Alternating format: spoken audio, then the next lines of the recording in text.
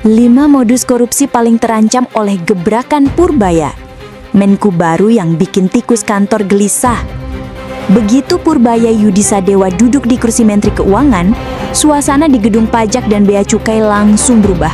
Kalau dulu koruptor bisa selonjoran sambil ngopi, sekarang mereka mulai ngitung-ngitung kapan ketahuan. Berikut 5 modus lama yang sekarang mulai tak aman di bawah Purbaya. 1.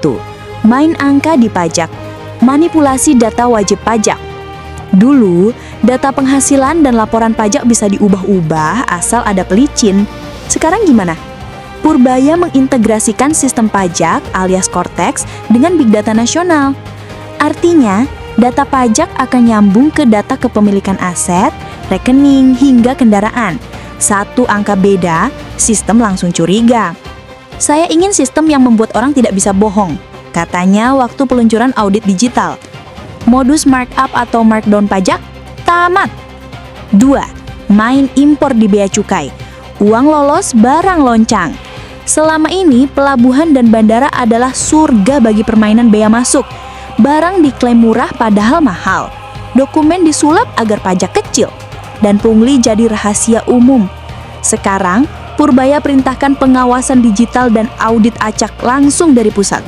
Ia bahkan turun sidak lapangan tanpa pemberitahuan. Kalau masih ada yang main, saya cari sampai dapat.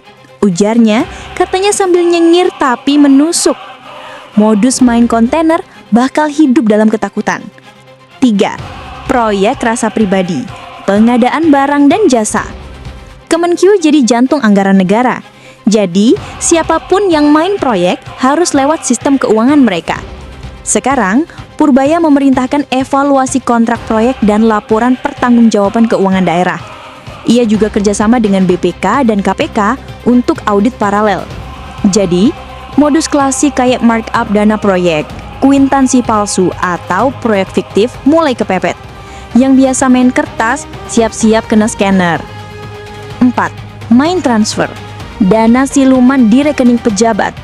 Purbaya dikenal perfeksionis di data. Ia mendorong sistem pelacakan aliran dana pejabat alias asset tracing lewat koordinasi dengan PPATK dan LPS, karena dia mantan ketua LPS. Setiap transfer mencurigakan dari pejabat pajak atau bea cukai bakal bisa ditelusuri lintas lembaga. Sekarang rekening penampungan atau rekening orang dekat udah nggak aman. Jangan kira uang bisa sembunyi di bawah bantal digital. Begitu salah satu pernyataannya yang nyindir halus tapi pedas. 5. Main jabatan, setoran, dan suap internal. Ini modus yang paling beracun. Pegawai bayar untuk naik jabatan, lalu balik modal dengan pungli. Purbaya mulai membersihkan struktur internal. Bahkan, beredar kabar ada lebih dari 20 pegawai yang diproses etik hanya dalam bulan pertama. Dia juga buka kanal pengaduan anonim langsung ke kantor pusat melewati atasan langsung. Artinya, yang biasa minta uang kursi bakal sulit. Yang biasa setor ke atasan bisa jadi jebakan. Dan yang merasa aman karena punya orang dalam, selamat tinggal.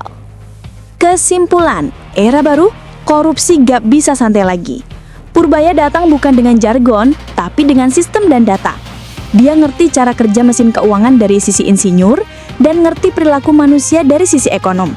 Kombinasi yang bikin koruptor panik. Tapi, semua gebrakan ini baru permulaan. Kalau tak dijaga konsistensinya, sistem akan kembali dijinakkan oleh para pemain lama. Makanya, publik perlu dukung, bukan sekedar kagum, tapi awasi bareng.